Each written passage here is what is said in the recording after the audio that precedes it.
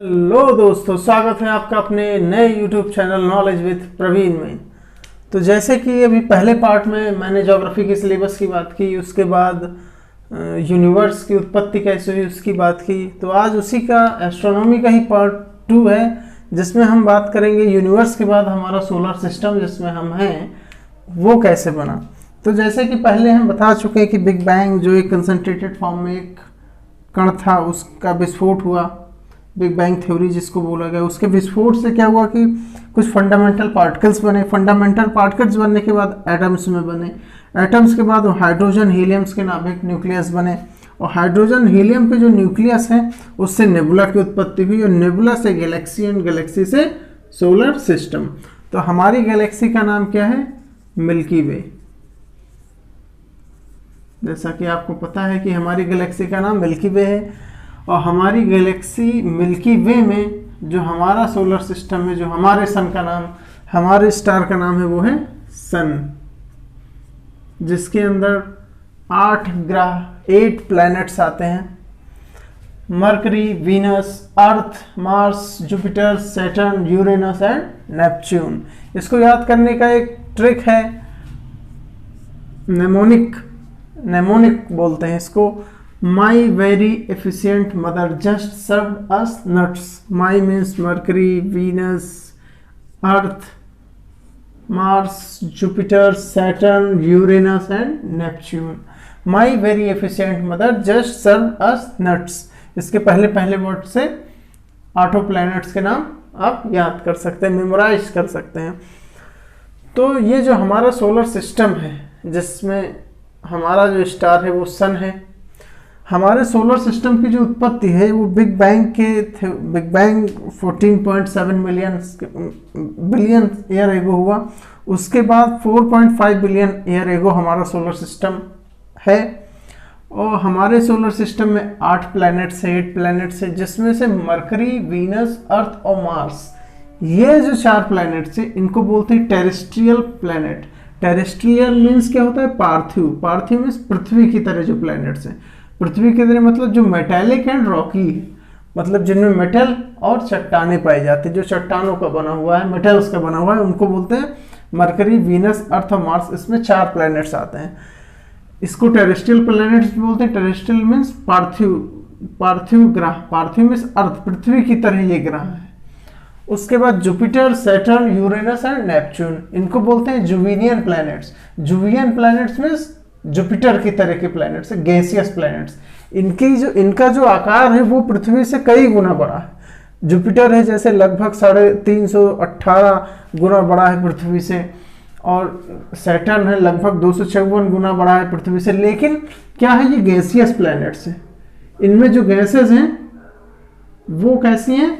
इनमें जो गैसेस हैं वो हाइड्रोजन, हीलियम फॉर्म में है, और ये जो है ये मेटेलिक और रॉकी हैं। इसमें नाइट्रोजन, कार्बन डाइऑक्साइड, ऑक्सीजन, ये सब हैं। तो अब ये देखा गया कि ये जो प्लैनेट्स हैं इनका एक निश्चित क्रम है, एक निश्चित रिवोल्यूशन है इनका। ये किस कारण से है? तो पॉइंट है sun's gravitational force, each planet follows an elliptical orbit. जो सूर्य जानते ही आप, जो सन है इसका एक बहुत ही बड़ा ग्रेविटेशनल फोर्स है। इसके अंदर हर प्लैनेट्स का अपना अपना ग्रेविटेशनल फोर्स है, अपनी अपनी ग्रेविटी है, लेकिन सन की ग्रेविटी जो है वो बहुत अधिक है, जिससे क्या है ये सारे प्लैनेट्स एक निश्चित दूरी, एक निश्चित ऑर्बिट में हैं और वहां पर रुके हुए हैं। सिर्फ सन की ग्रेविटेशनल फोर्स और इनके बीच का जो डिस्टेंस है, इनके प्लैनेट्स की अपनी अपनी ग्रेविटी के कारण। तो सन का जो ग्रेविटेशनल फोर्स है, इसी के द्वारा ये जो सारे प्लैनेट्स हैं इनका जो पाथ है ये इलिप्टिकल पार्ट है, इलिप्टिकल परवलयाकार, इनका जो इलिप्टिकल पाथ है इनका, जो एंटी क्लॉकवाइज मतलब वेस्ट टू ईस्ट, इनका एंटी क्लॉकवाइज मूव करते हैं इलिप्टिकल ऑर्बिट में, जिसमें वीनस और यूरेनस मतलब शुक्र और अरुण, ये 2 ग्रह जो एक्सेप्शन मीन्स ये 2 ग्रह जो है ईस्ट से वेस्ट घूमते हैं, और बाकी के जो ग्रह हैं वो वेस्ट टू ईस्ट घूमते हैं। और कंप्लीट रिवोल्यूशन, अब सारे ग्रह जो हैं वो अपना रिवोल्यूशन कब कंप्लीट करते हैं? ये डिपेंड करता है कि वो डिस्टेंस कितनी है उनकी सूर्य से, जो जितने डिस्टेंस पे है उनका रिवोल्यूशन टाइम उतना ज़्यादा होगा, ये एक जनरल सी बात है। और जो जितने कम सन से जितनी कम दूरी पे उनका रिवोल्यूशन उतना ही कम होगा। और हीट कितना रिसीव करेंगे, ये सन है जो एक एनर्जी का सूत्र है हमारे सारे ऑटो प्लैनेट्स के लिए। ये सन ही है जो हमारे प्लैनेट्स, जो हमारे सैटेलाइट्स के एक स्रोत है, एनर्जी का स्रोत, जहाँ हीट ऑब्जर्व करते हैं। ये हीट कैसे रिसीव होगी, ये भी डिपेंड करता है डिस्टेंस अपॉन सन। जितना सूर्य से दूरी होगा उतना ही कम हीट ऑब्जर्व करेंगे, और जितना पास होंगे उतना ही हीट ज़्यादा। बात करते हैं अलग अलग प्लैनेट्स की कुछ कैरेक्टरिस्टिक्स के बारे में। देखिए इस प्लैनेट्स में अब कोई क्वेश्चंस किसी भी एग्जाम में पूछे नहीं जाते हैं, कहीं कभी कदार पूछ लिया, नहीं तो नहीं पूछे जाते हैं। और इसमें बहुत ही फैक्चुअल नॉलेज है। फैक्चुअल नॉलेज जो वो आप किसी भी बुक से ले सकते हैं।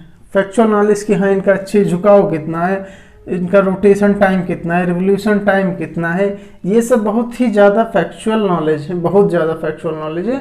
और एक एक ग्रह का, एक एक प्लैनेट्स का एक रोटेशन कितना है, रिवोल्यूशन कितना है, एक्सियल इनकी झुकाव कितना है, अपने एक्सिस पर कितना झुकाव है इनका, क्या नाम से इसको जाना जाता है, क्या क्या है, ये सब बहुत ही डिटेल में, बहुत फैक्चुअल नॉलेज है। इतना फैक्चुअल जानने की आपको ज़रूरत नहीं है, लेकिन अगर आपको इसको जानना ही है तो आप कोई भी बुक ले लीजिए, जनरल नॉलेज की बुक ले लीजिए, उसमें एक एक फैक्चुअल नॉलेज दिया हुआ, लेकिन कुछ फैक्चुअल नॉलेज हम आपको बता रहे हैं एज ए नॉलेज के तौर पर।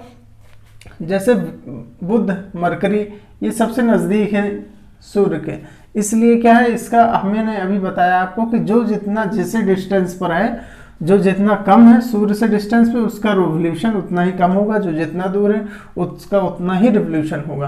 तो इसमें बुध जो है वो सबसे नज़दीक है तो सबसे हॉटेस्ट होगा, लेकिन ऐसा नहीं है।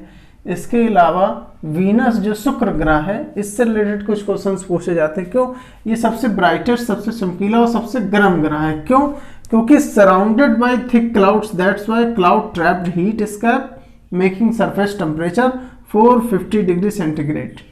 मरकरी का जो एवरेज टेम्परेचर है वो 400 डिग्री सेंटीग्रेड है, लेकिन वीनस शुक्र बल्कि इससे दूर है, इसका जो सरफेस टेम्परेचर वो कितना है, 450। ये क्यों, क्योंकि जो वीनस है, वीनस के जो चारों तरफ है वो एनवायरनमेंट है क्लाउड्स का, वो क्लाउड्स क्या करते हैं, जो हीट होती है उसको ट्रैप कर लेते हैं, सोख लेते हैं, जिसके कारण क्या है, वहाँ का जो सरफेस टेम्परेचर है, सतह का तापमान है, वो 450 डिग्री सेंटीग्रेड तक बढ़ जाता है। और वीनस और अर्थ जो है वो वीनस जो है वो अर्थ के लगभग बराबर है, मात्र थोड़ा सा ही आकार में छोटा है, लगभग बराबर है, इसलिए इसको अर्थ ट्विन भी बोला जाता है, ट्विन ग्रह अर्थ का। ये क्वेश्चन पूछ लिया जाता है। या फिर सबसे ब्राइटेस्ट और सबसे हॉटेस्ट ग्रह कौन सा है, तो ये वीनस है।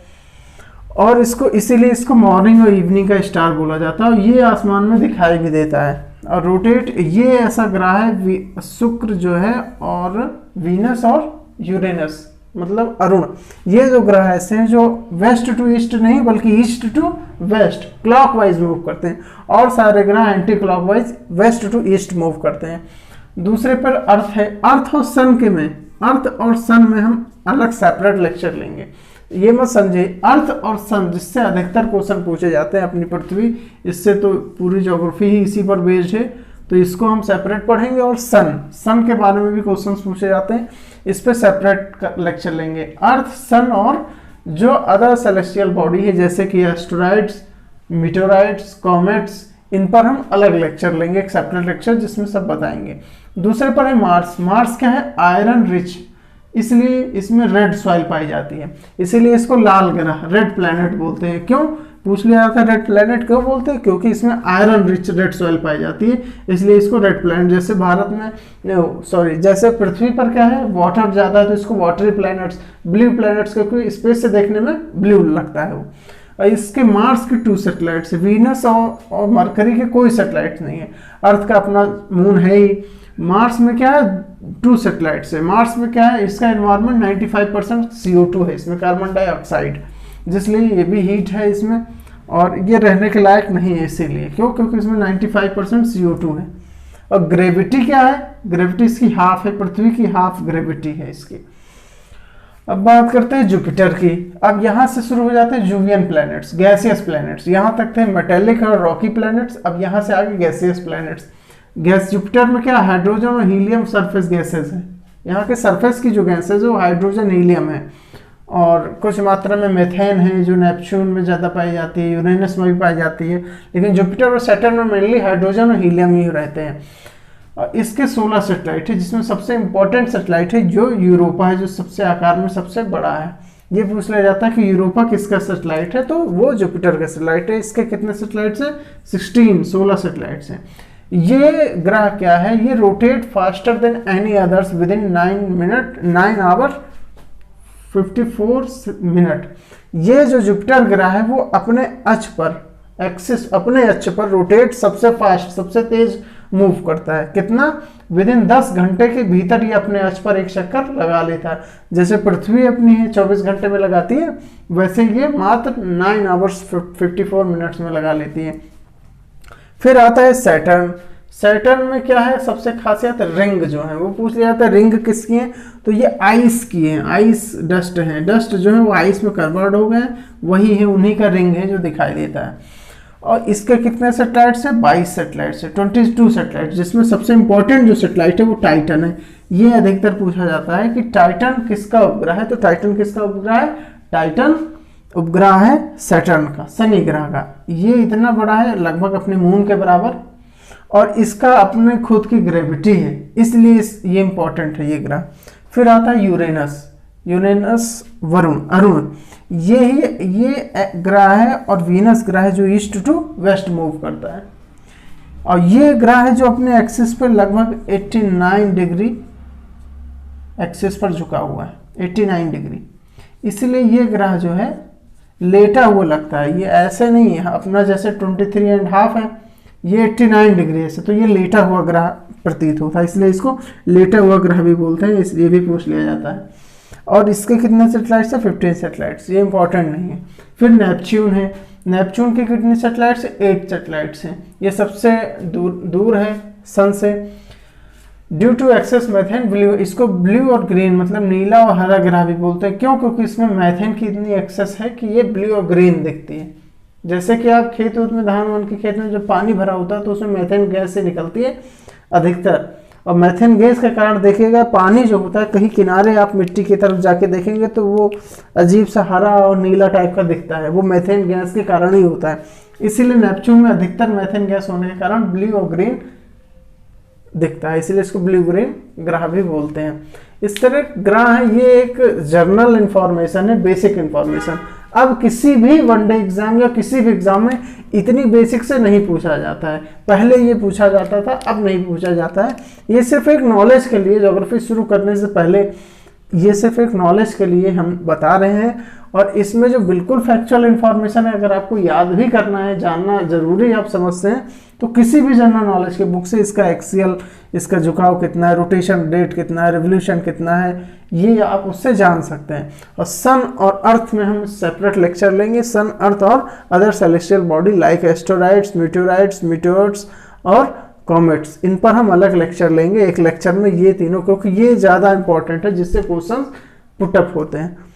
तो आशा करते हैं आपको ये ओवरव्यू अच्छा लगा होगा, और अगर अच्छा लगा है तो लाइक करें, शेयर करें, सब्सक्राइब करें। सो जय हिंद, जय भारत।